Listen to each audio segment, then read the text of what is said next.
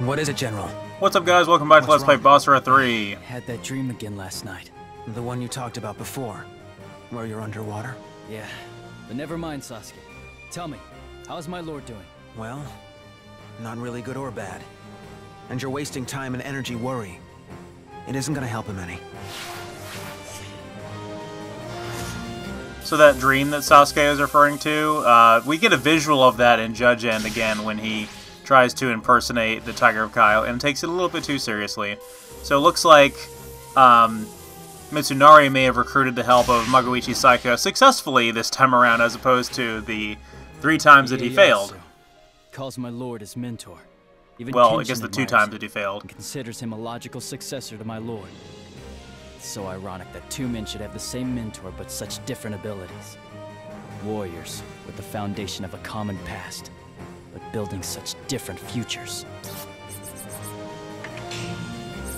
Alright, so we're going to adjust our setup really quick here, and we have a new weapon we can equip, as well as some different accessories. I want to kind of optimize Yukimura's stats a little bit, because his defense starts out pretty poor, frankly, so if we go with that different weapon, it slightly decreases his max health compared to before, but it's going to give him a massive boost to his defense and his attack. So we can offset that health decrease with another piece of equipment. And they're fire elemental, which is nice. So we have a new move we can use, which is Flare Storm, which I'll be demonstrating that very soon. Let's see what allies we have. I think we got another ally recently, but no one I particularly care about. We're just going to keep with Kojiro there. So we could go up against Oichi there, which I think is actually a different battle than the one we had before. And in retrospect, I really wish I would have gone for that, because I'm almost certain that that's not the same battlefield as what we had before. And like when I just iconed over it, I could see that it was a different map compared to the one we did when we were playing as Mitsunari. But oh well, we'll have time for that later, I'm sure. We're going up against the Maeda clan again, which is the first time we've done that since Magoichi's campaign, I believe. So, Yukimura doesn't really have much interaction with the Maeda clan, as it were. There's almost no interaction with him and the Maeda clan in the anime or in the previous game story, except for Keiji obviously getting in the way of Yukimura and Masamune's conflict, which results in him spreading his desire for love and peace, as it were. But again, we don't really get much of that in the game, especially later on in the story. And Toshiee and Matsu are very much disassociated with Keiji and his antics. So, and Maeda Toshiee, who we're fighting right now, is actually one of the most influential players in the Sengoku conflict when you really think about it, because he was one of the people that was a close ally to Nobunaga and to Hideyoshi, and he was supposed to, he's one of the people that was potentially going to succeed Hideyoshi if it wasn't for Ieyasu getting, like, him and Ieyasu were both on like a council of highly regarded elites, so to speak, when dealing with Hideyoshi and his demise.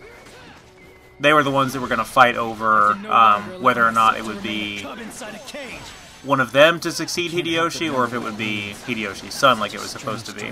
Seems like Hideyoshi and Nobunaga both had the same common fault of their sons getting killed when they needed to count on them to conquer the world. And I actually talk about that in Drifters a little bit, like I mentioned before. I've been watching Drifters. And they actually, Nobunaga, having spoken to Shimatsu Toyohisa, someone who lived, up until Sekigahara, spoke to him about what the fate was of his son, which, I mean, is something he definitely would want to know, and he's definitely torn up about it, saying that his son let him down.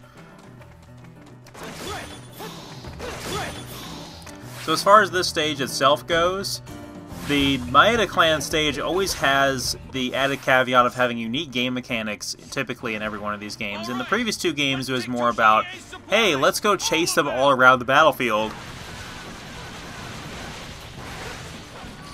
Which in Basara 1 was pretty interesting and strategic, because you had to try to plan out ways to cut them off from each other, or else you'd be fighting them both at once, which was not ideal, and also incredibly dangerous.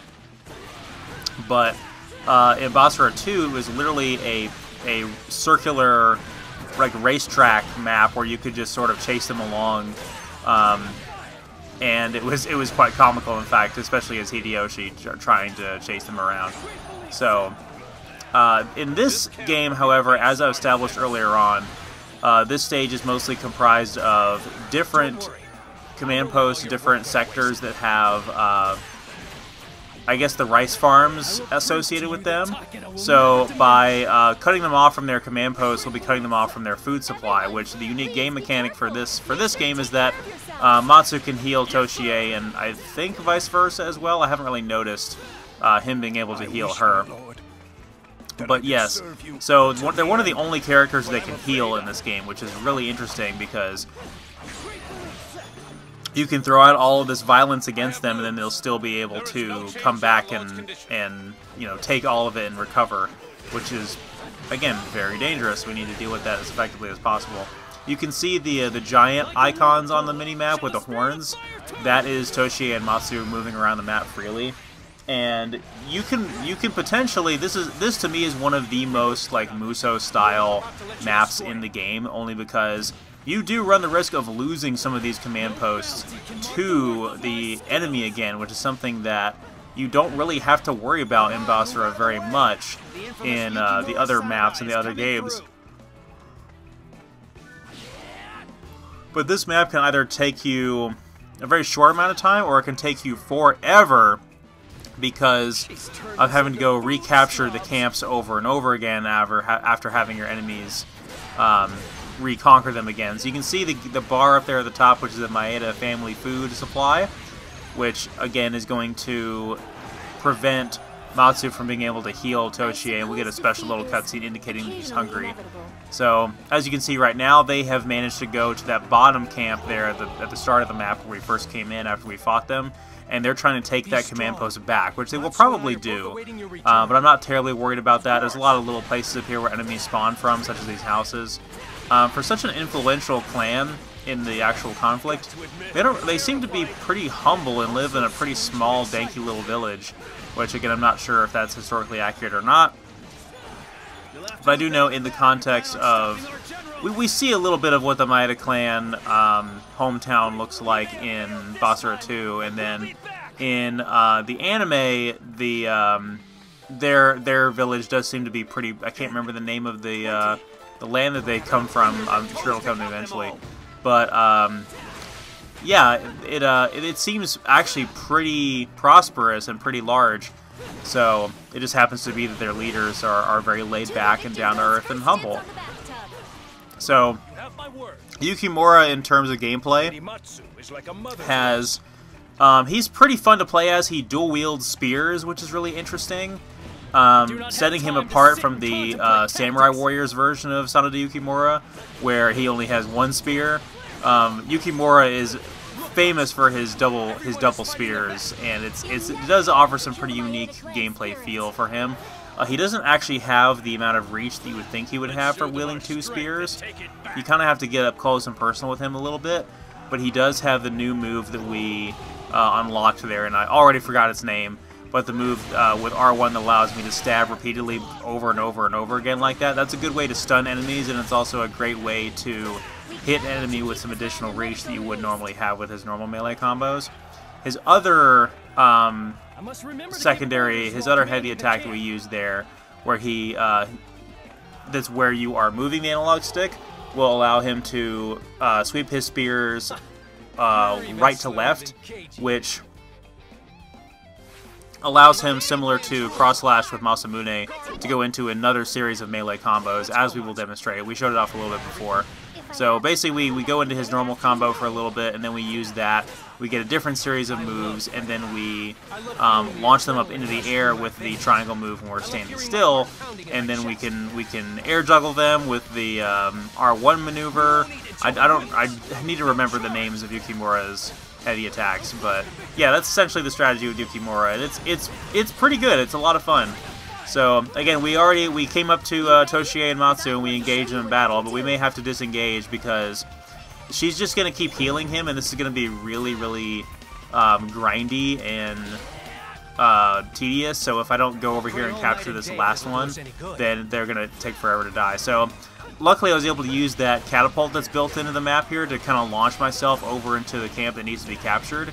And once we've captured this, their food supply gauge will be gone permanently, so even if they capture those camps back, we'll still have the advantage against them. So that was definitely the correct decision to make there, was to go ahead and just jump over here.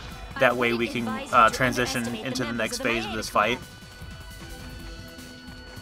We should be getting a cutscene that shows Toshiee becoming hungry. Here we go.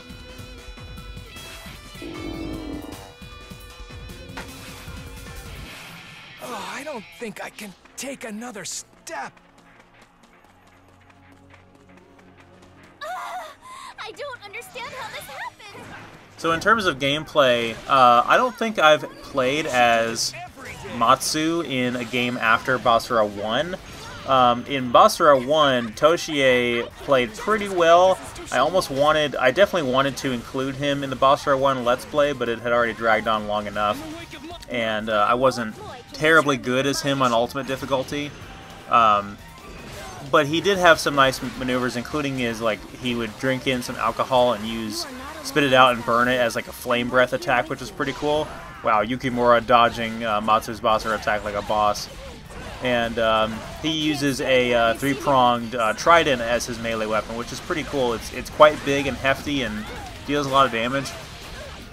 But Matsu, on the other hand, in Basara 1 was actually just a clone of Kenshin. She played exactly the same as him, had the exact same moveset and combat sandbox, whereas from Basara 2 onward, she uses a Naginata and has a very different fighting style, which is very uses all the animals, and that's definitely another caveat of the Maeda clan maps, is all the animals we have to fight. So whether it's wild boars or eagles or the bear in this instance, there's just animals everywhere, and a lot of times they will pop up from the moves that Toshiee and Matsu will perform, rather than on their own, like the maps that have the tigers in this game. So they're not quite like that.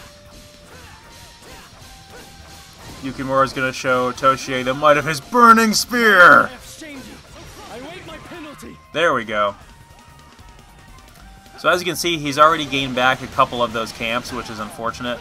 But we should be able to defeat him now. We got some great damage on him with that new maneuver we unlocked. Toshiee has a lot of health, and again, he's basically back up. He was back up to full when we started this because of Matsu healing him all the time.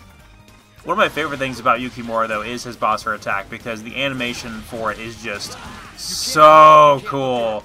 And I love the way that his moves just kind of flow together with momentum. Like I said, I mentioned that it felt similar to Keiji in that regard.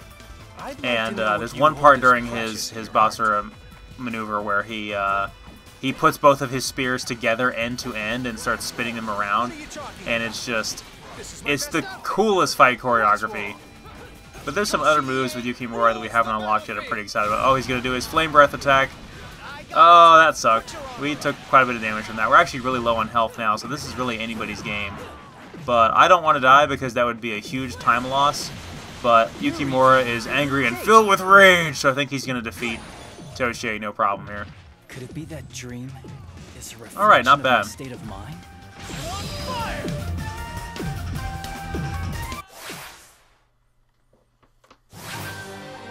Even if I...